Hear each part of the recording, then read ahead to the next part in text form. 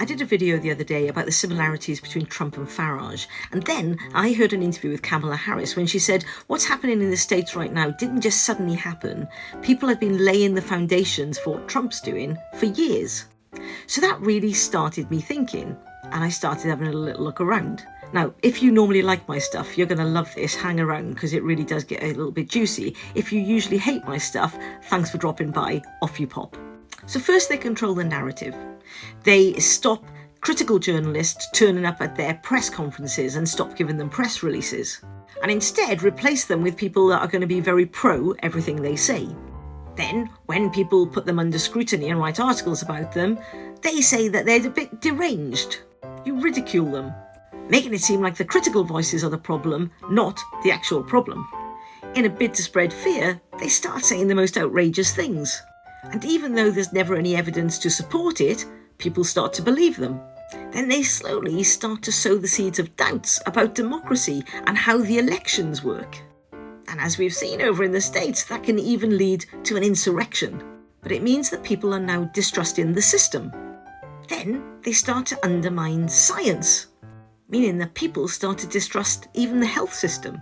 And they extend that so people start to distrust international organisations designed to help us and keep us safe.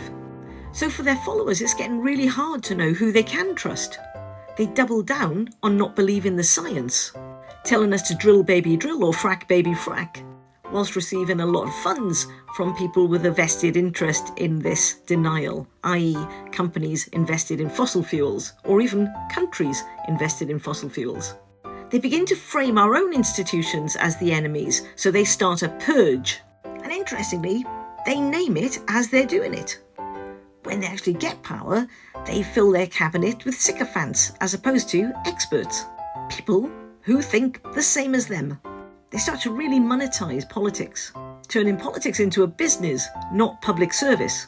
They start endorsing currencies whose source can't be traced, meaning that bad actors could actually be funding these organisations.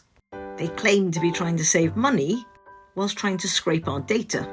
They start getting really nationalistic with a Make America Great Again campaign, or maybe a Make Britain Great Again campaign, whilst all the time telling the citizens that they're on their side, that they are the ones fighting through the blob or the deep state. They start stripping the rights away from citizens and just deporting them, even those that had been in the country for years, and threaten to send those that don't comply to a prison far, far away. Meanwhile, they try to fast-track access for the rich. Harsh for the poor, great for the wealthy.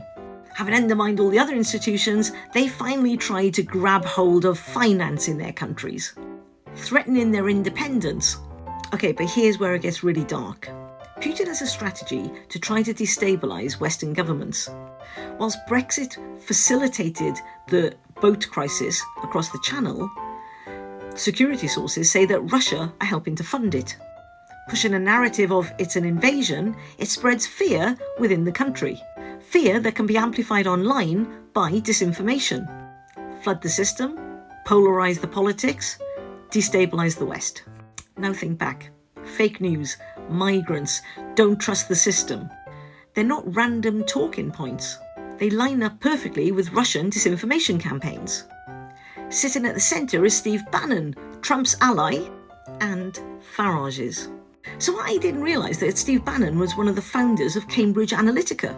That'll be the same Cambridge Analytica that harvested millions of Facebook profiles and ran precision disinformation campaigns around Trump's 2016 presidency bid and helped the Leave campaign for Brexit. Brexit weakened the EU and Trump destabilises NATO. Both movements amplified by disinformation campaigns funded by Russia.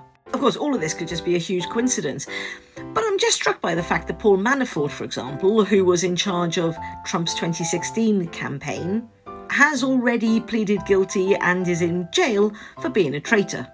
I mean, I say in jail. He was in jail for a little bit, but then Trump pardoned him, free again. But there is also the fact, of course, that Nathan Gill, who was quite high up in reform, has just pleaded guilty to being a traitor as well. He was happy to take money in order to spread disinformation in the European Parliament, for Russia.